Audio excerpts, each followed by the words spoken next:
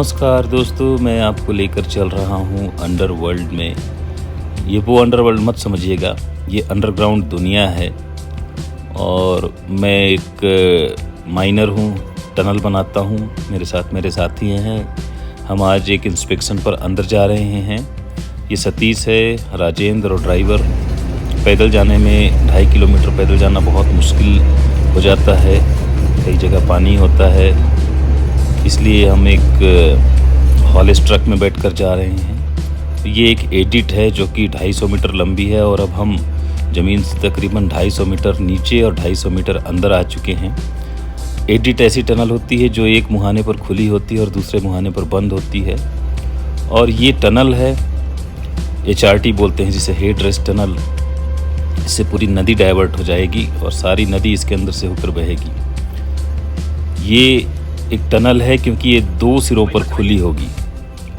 और अब हम 500 मीटर अंदर आ चुके हैं इसके। और आपको मैं अंदर लेकर चलता हूँ। हम एक इंस्पेक्शन पर जा रहे हैं। आने वाले ब्लॉग्स में मैं आपको पूरी टनलिंग बताऊँगा, आसान तरीके से कि टनलिंग की कैसे जाती है।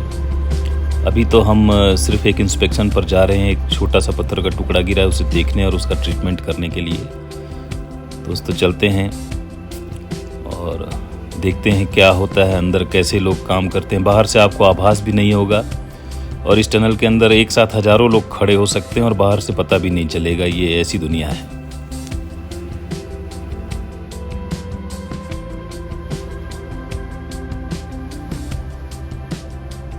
ये जो पीले रंग का पाइप दिख रहा है बीच में आपको, ये टनल की लाइफ लाइन है और इससे बाहर से ताज़ी हवा अंदर भेजी जाती है।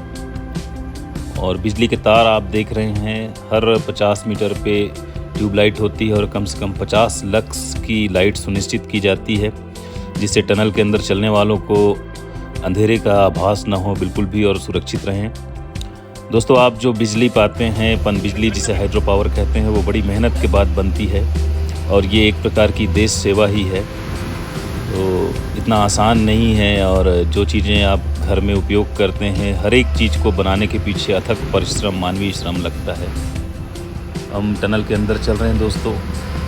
आप देखें, ये टनल की दीवारों पर सपोर्ट किया गया है, जिसे रॉक बोर्ड्स और शॉर्टकिट से सपोर्ट किया जाता है। आने वाले ब्लॉग्स में मैं आपको दिखाऊंगा। अभी तो हम इंस्पेक्शन पर जा रहे हैं अंदर। अब हम लगभग 2.5 किलोमीटर यानी कि 2.5 किलोमीटर्स ज़मीन के अंदर आ चुके हैं सतह से, और 500 मीटर इसके ऊपर रॉक का कवर है। तो मतलब ज़मीन से 500 मीटर नीचे और 2.5 किलोमीटर अंदर। और दोस्तों, अब हम उतरते हैं अपने इंस्पेक्शन के लिए। यहाँ पर टनल में थोड़ी परेशानी आई थी, तो स्पेशल ट्रीटमेंट चल रहा है, मैं आपको दिखाता हूँ। और हमें उसी स्पेशल ट्रीटमेंट का यहाँ पर निरीक्षण करना है। यहाँ पे टनल में पानी है और काफ़ी पानी आता है, और जिसे ग्राउंड वाटर कहते हैं। इसे निरंतर बाहर निकालना पड़ता है, ये फिर भी आता है। तो ये एक कठिन काम है। बहुत पानी आता है, कभी कभी बहुत ज़्यादा पानी भी आ जाता है। और ये मेरे साथी उतर रहे हैं और ये है राजेंद्र, सतीश और राजेंद्र। अब हम चल पड़े इंस्पेक्शन पर। जब कभी भी हम ऐसे स्थानों पर जाते हैं तो सेफ्टी के सारे गैजेट्स जैसे कि गमबूट्स इत्यादि पूरे पहनते हैं। और आप देखें दाहिनी ओर ये पंप लगा हुआ है जो कि निरंतर पानी बाहर फेंक रहा है। दोस्तों, ये टनलिंग पर जो मेरा ब्लॉग है, ये एक शुरुआत भर है और मैंने आपको सिर्फ बताया कि हम कितनी गहराई में काम करने जाते हैं और वहाँ कैसा वातावरण होता है।